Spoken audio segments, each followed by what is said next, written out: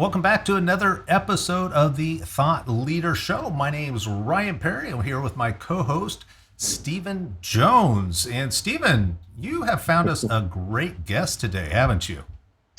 I have, as a matter of fact. We scour the earth for thought leaders and covered another one. This young lady is a declutterer, organizer, mindset coach.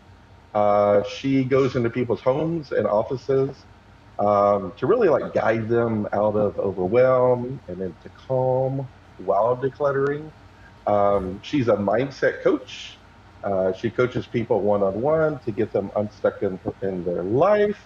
And welcome, Jennifer Vasquez. Hey there, Hi. Good. Jennifer. Thanks for having me. Yeah, absolutely. So thank you for being on our show. We appreciate it. Yeah. I'll kind of start things off. So, just as a thought leader in this space, talk to us about decluttering your mind, getting out of overwhelm and into calm. What is that like? Yeah. So basically, when we're talking about like decluttering your mind, the first major thing that we want to do is gain awareness. So if we're stuck, but we don't know we're stuck and we're blaming everyone else, then we've got to turn in. So when I'm coaching, basically it's like what's really going on like underneath subconsciously, and that's how we get to declutter the mind. So what I would say, I could talk for hours about this, so I'm really trying to narrow it down. So to gain awareness, these are the questions I would like ask so we can get present right now where you're at. So I would say, okay, well, how do you start your day? Like, or you think to yourself, how do I start my day? So I'm going to ask both of you, you can take it any way you want. How do you start your day in the morning as soon as you get up? hmm There's generally a routine that I'll start, and I try to generally stick to that routine every morning. But it's usually coffee is first thing, so Okay, first and Ryan, what foremost. about you? So Yeah. coffee, Ryan? So, yeah, for me, there are a couple of stats that I like to check and just see how the performance was on a couple of websites that clients that I work with on the day before. And because I'm slow getting out of bed. So I like to take my time, typically a good half hour. And then for me, it's really about getting food in my stomach. So I'll make breakfast and then it's down into the office and start working. Okay, so here's the thing. So if I'm waking up in the morning, because I don't know if you guys get this, but as soon as I wake up in the morning, there might be chatter in my head already telling me I'm a loser and the day's going to be, it depends. It depends. Mm-hmm. But there's this thing going on. So for me, and what I share with clients that are stuck is that in the morning, yes, you want coffee. Yes, you want to check stats. But are you practicing immediate self care? Are you journaling? Are you saying what I'm grateful for to yourself? Are you doing a 10-minute simple meditation? Are you getting present so that you are providing the best possible you to be of service in the best possible way to your clients, to your friends, to your family? So it's about how do I wake up in the morning for me, not for everyone else? Mm-hmm. So that's an important part because what we're talking about is to be thought leaders, we need to be healthy. And that's a mindset of healthy. So that's number one. The next question I would say is, well, right now, today, what's your biggest pressure in your life? And that could be any area. So I'm going to get, you don't have to answer if you don't want, but what would be one of the biggest pressures you have in your life right now, both of you? All right. One pressure. Before we do that, I'm curious, Jennifer, what is kind of your morning routine then? So, oh goodness, I have like an hour morning routine, but this is how I become the leader I am. So Mm-hmm. I'll wake up in the morning. I have a huge like it's 2020 list on Oak Tag, gratitude list of what I'm Oh wow. grateful for that Mm-hmm. hasn't happened yet. Some things have Okay. happened, All right. but it's basically I'm grateful for that amazing job that's coming my way. I'm grateful for the clients. I'm grateful for that house that I'm buying. Like, I create this environment of what already is, but hasn't happened yet. So that's one thing. As soon as I get up, I do that. Mm-hmm. Then I Are you actually saying that in the journal. present tense? I Are you say it in the saying that in the present present tense? tense Gotcha. because the present, basically, you know how they say it's like, act as if until it happens. Yep. Hmm. So I'm just acting as if every day, and I'm saying thank you for it already. I'm just waiting for it Hmm. to come in, but Right. thank you. So that's number one. Number two, I then right after that, I will journal for 10 minutes. And journaling, I found someone actually was telling me this, and I was like, I'm going to take that on.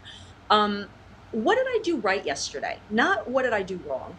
What did I do right yesterday? And then I list that to start my journaling to get my body into a system of not positivity, but an alignment to that productivity.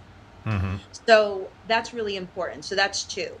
Then I love mantras, and I have my little oracle cards. That's my little girly thing. But what I do is I pick out, one card that says, what is my goal today to stick to? And sometimes it'll be present. Go take a walk in nature. And so there's 4 or 5 cards that I have that I pick so that I have a super focus on what today, just 24 hours. I don't have to get past any more than that. Mm-hmm. What am I focusing on today so that I can be productive and keep going back to, no, no, no, going back to, I just need to be grounded today and, be present. Be Right. present. So if I'm not present, what does that mean? I'm either in the past or I'm in the future. If I'm present, I'm talking to you guys and nothing is wrong. Everything's great. Right. How Um, often do you update your cards? So those cards that you follow every day, is that something you update every once in a while? well, they're like Oracle cards. So I have 5 decks. So I'll shuffle Mm. them. I'll shuffle, and every day, again, like, I'm very spiritual, not necessarily religious, but like I'll be like, okay, universe, higher power, whatever the hell, what do you need me to know today? I need to know what you need me Mm. to know. Like, Mm-hmm. Cool. it's not my will, it's yours. So I'll just shuffle and just let the cards flip out. The first card that flips out, I read it, I put it down, put my little rock down. So this is just like ceremonial. Cool. I know you're laughing, but Mm. it's like, No, I think that's this Oh, it's awesome. good. I this love it. is what gets me in alignment to go declutter a client for 6 to 8 hours and stay grounded in Hmm. getting them what they need, because Mm. it's about them, and I got to be there for them. So that means Right. I got to be Mm. there for me. So that's my routine. And then I'll have my coffee, and then I'll do, have my protein shake and go to the gym, all that stuff, go to the gym. But Right. that's my self-care routine.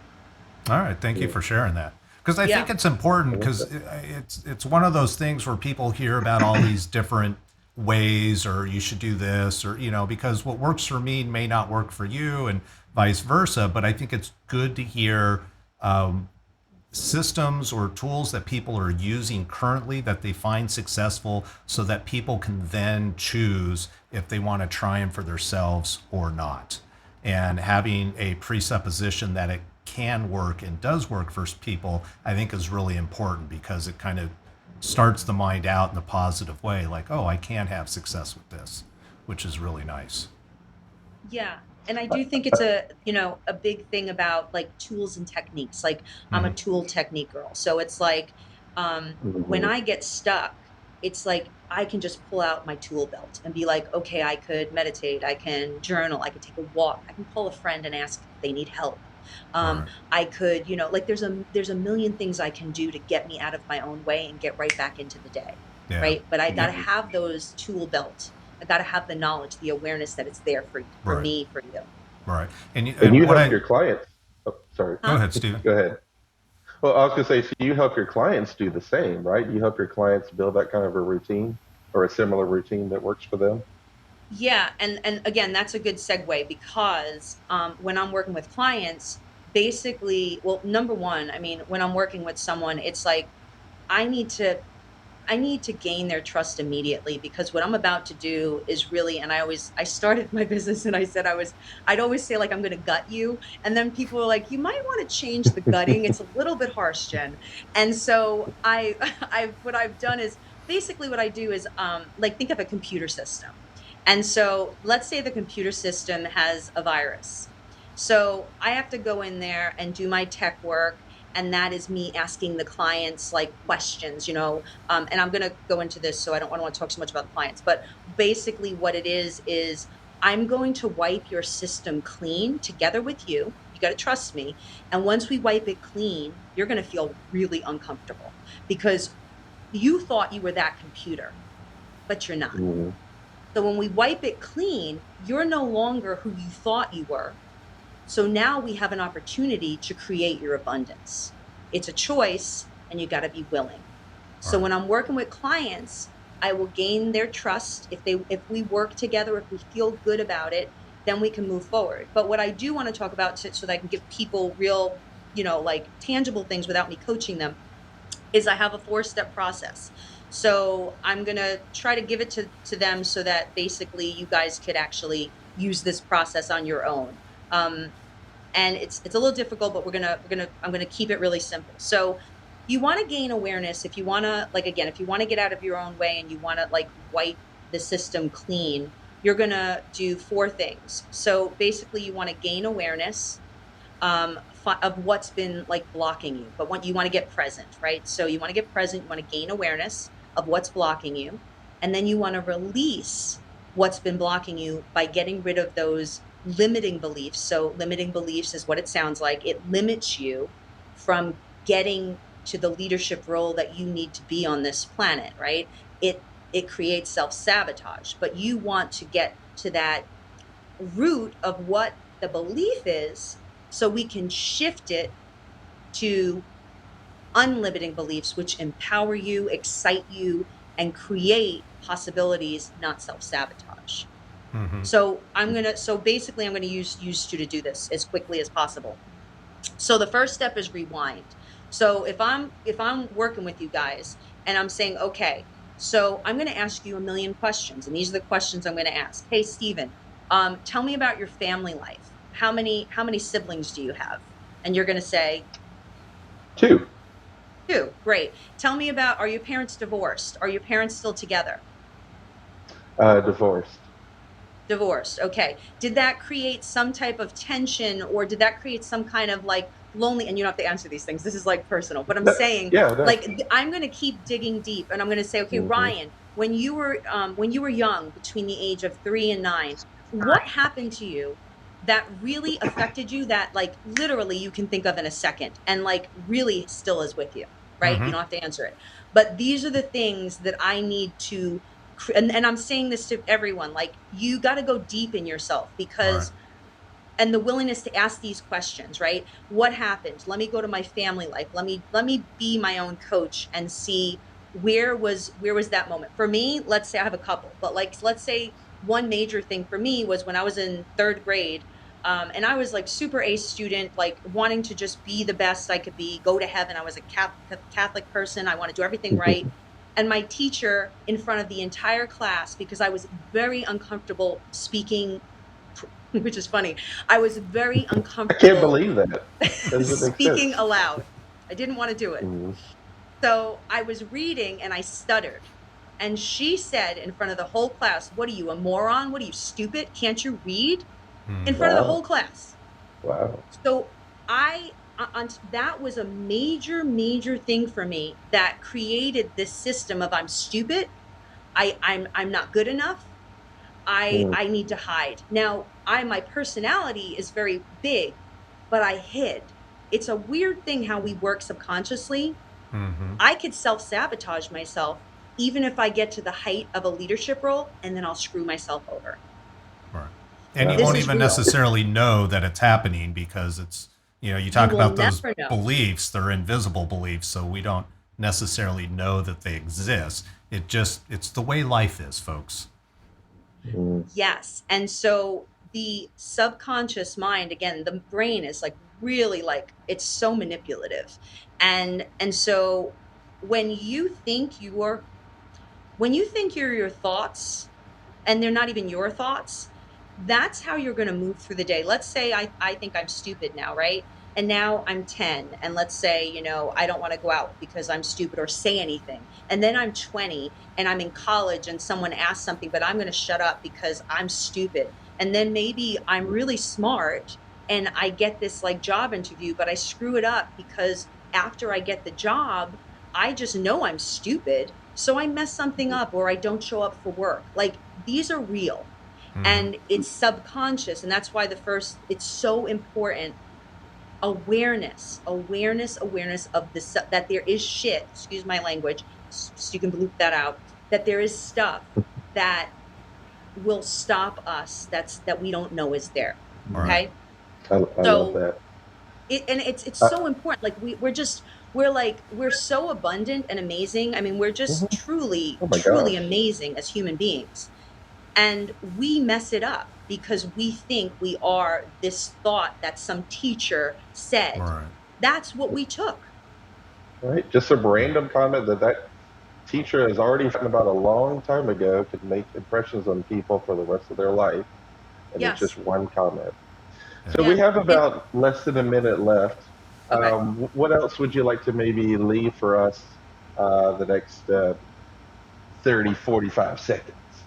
So what I would say is this. So we didn't get into decluttering your home, but here's the thing. If your mind is cluttered, okay, then your home will also be cluttered too. So it's interactive. If one is cluttered, the other will be cluttered as well. So when we're just talking, I would say about the end of this is that it's all about self-awareness. It's about the willingness to dig deep into yourself and see what belief system was formed way, way back. And then we need to create the unlimiting belief that's going to allow you to whether move forward in your life or in your home. But Mm. basically, it's awareness of Yeah. the subconscious thoughts and coming from these past beliefs that are all false. Yeah. I got a quick question. Do you find that when people have an understanding, that realization of how their mind's working, that they now have the option to make a different choice? Yes, and that is the key. I wish we had another hour. That's Yeah. the key. Basically, once you gain awareness, you pop open. Once you pop open, there's no going back because now you can choose a Right. life that you love on purpose. You're Yeah. no longer that, saboteur. You have the right to move forward because you have the knowledge and the awareness. Yeah. One of my mentors years ago, he explained it as like a menu. So if you go to a restaurant and you've got a menu, some people grow up and there's only 3 items on their menu. It's not so good, really bad, and terrible. So they choose not so good because that's the best option they have. And then once they discover they have choice, now you have the ability of adding items to your menu that may be just good, because great may not be tolerable for them. Just having a good choice is as much as they can handle, but at least they're moving forward because their menu has literally expanded of what they have choice to choose from. That's a great way to put it. That's a Yeah. 100%. The more awareness you have, the bigger your menu gets, the more tools and techniques you can have to be thriving and abundant, which is what we're Yeah. supposed to all be. Yeah. Mhm. I love it. Fabulous.